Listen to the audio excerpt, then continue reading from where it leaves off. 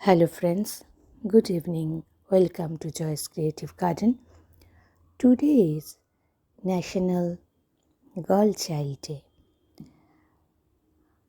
As I am also a girl child, so I am very much proud being a girl, and I am a proud daughter of a proud mother, and I am also a proud mother of two beautiful daughters.